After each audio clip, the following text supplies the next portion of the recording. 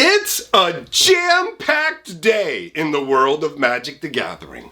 Wizards of the Coast has admitted they screwed up with Aetherdrift. On top of that, we've got secret lair issues. They also have mentioned there is a special commander announcement incoming, and that's got Magic players abuzz with possibilities. On top of that, we're going to talk about premodern, and that's not even all the news we're covering today. Magic.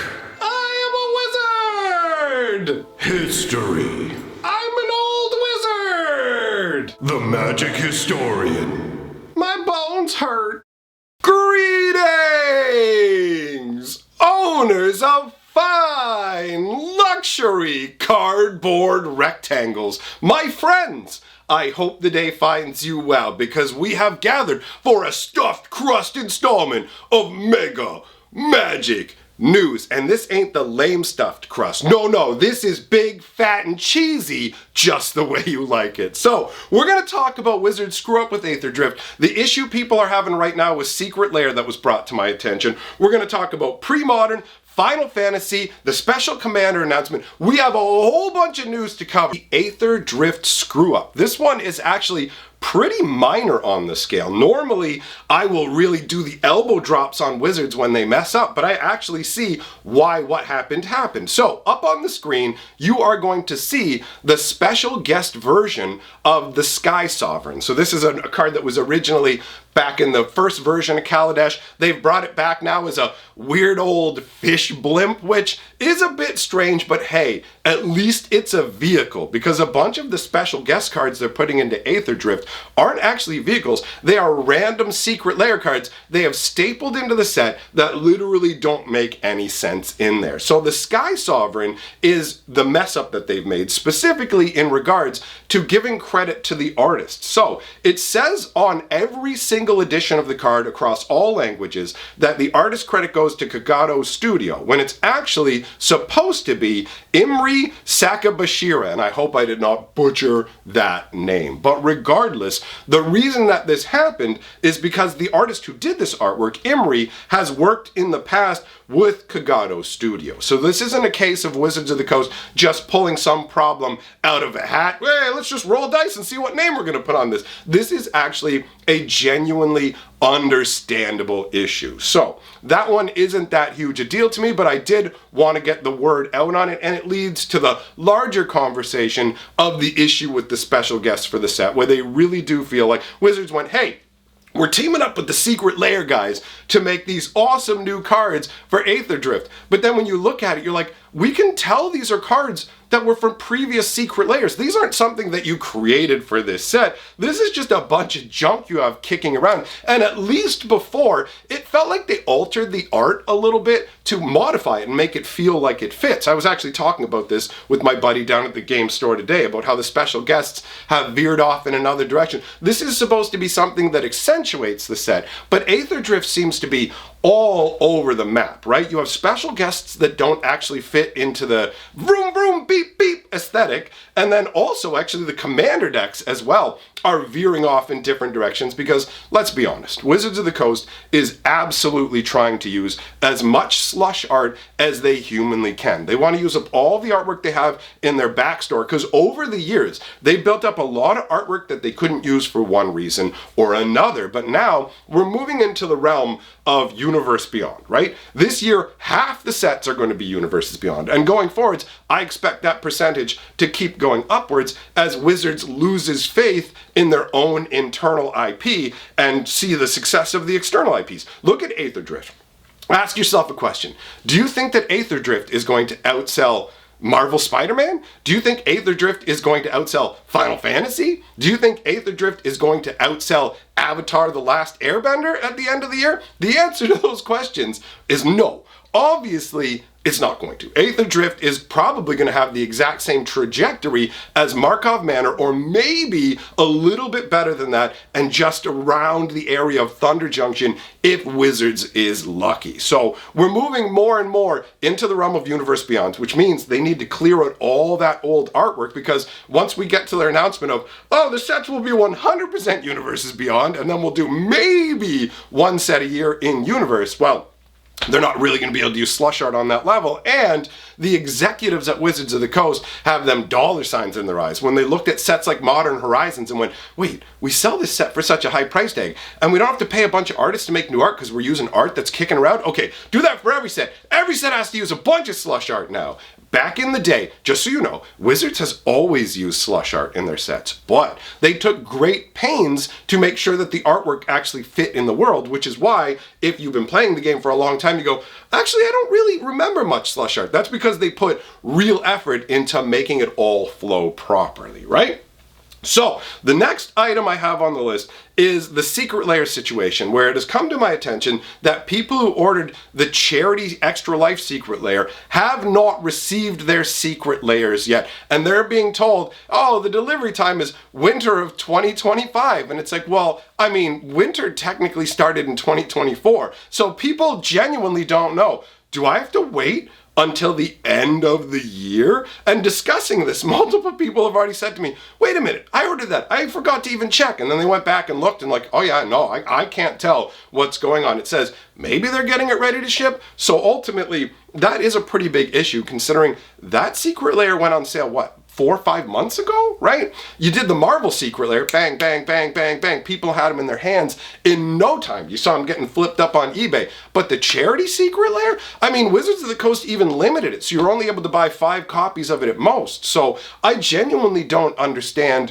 what the issue is with this one. Maybe it's because they have to share the money. It's less of a priority, so they prioritized other things, or it's just that they created such an insane glut of secret lairs that they literally can't keep up. Keep in mind that we've got the Chaos Vault for secret lairs, where Wizards of the Coast is using it as a dumping ground to sell off secret lairs that they didn't have faith to put in super drops and regularly release to us over the last few years. And this is obviously expanding out further now with them going, put secret lair cards as a special guest. Think about how many unknown secret lairs Wizards of the Coast already has printed up sitting around, and they're like, what are we going to do with this stuff, right? So I expect to see this special guest scenario continue onwards. And obviously I feel the frustration of the people who ordered that secret lair and have to wait. So just a heads up on that.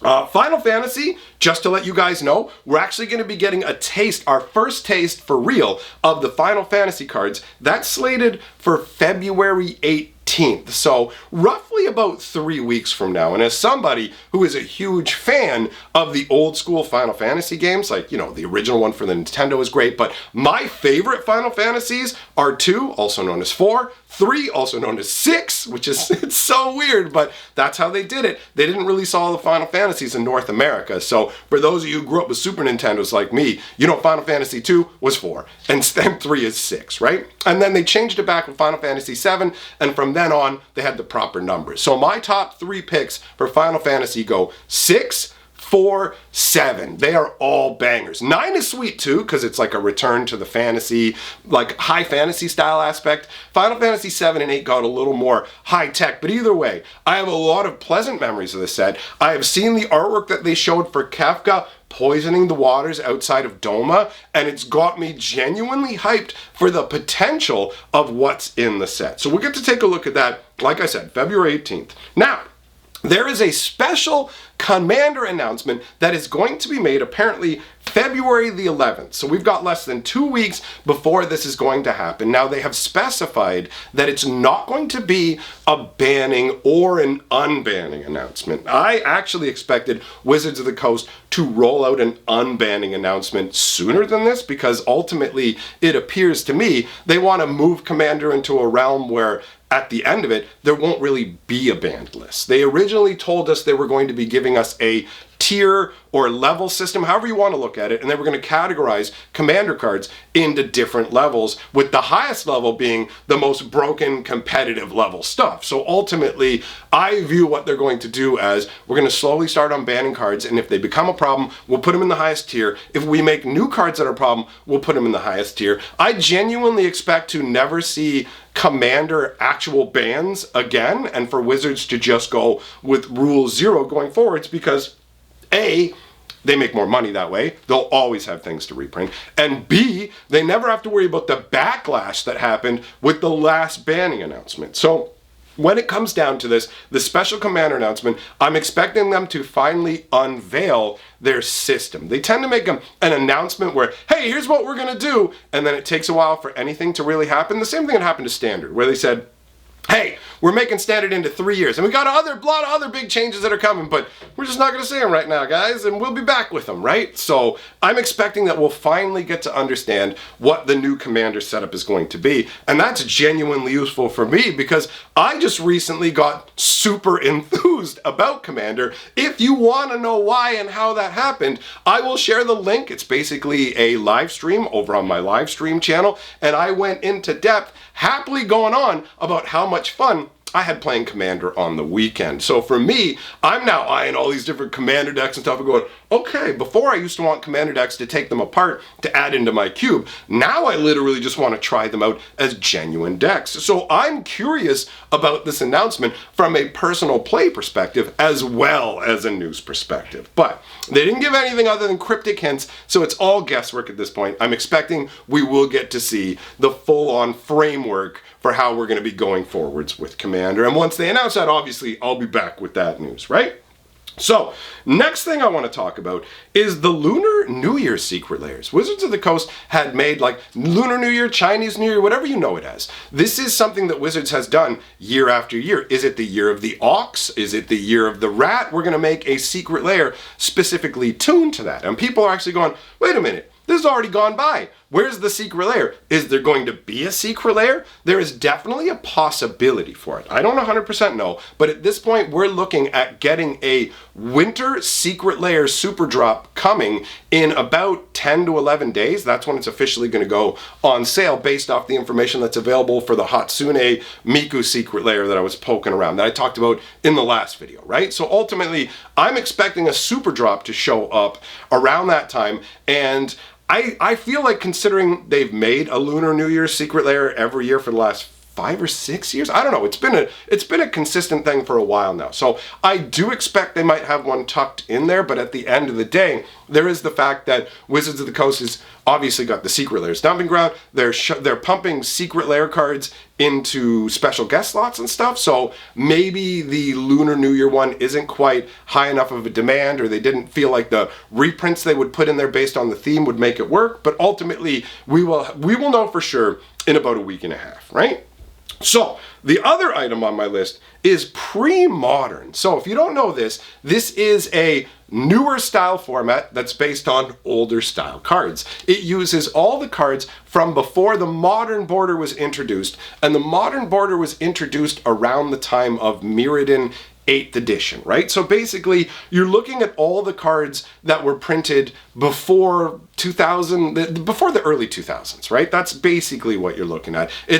I would say it's a real simple thing. Just look at your card. Does it have an old border or a new border? And then you know. But ultimately, Wizards has been slapping retro borders on everything under the sun. So Premodern has reached the point now where it's actually influencing Magic's financial markets. So cards that you wouldn't really expect to see climbing upwards are rocketing upwards for weird, old, wonky rares and even commons and uncommons that back in the day didn't matter at all, and the reprints don't matter. There's this specific thing going on with Premodern where people want the absolute original cards with the original artwork for nostalgia value. So they're literally willing to pay $15 for a card rather than 30 cents for a card, even though Wizards has recently reprinted it in the modern frame with new artwork. It's a very interesting phenomenon, and it feels like there's only so much room that this can grow. So if you're somebody who has a bunch of boxes of old school stuff just kicking around, commons and uncommons, it's probably time to pull those boxes out,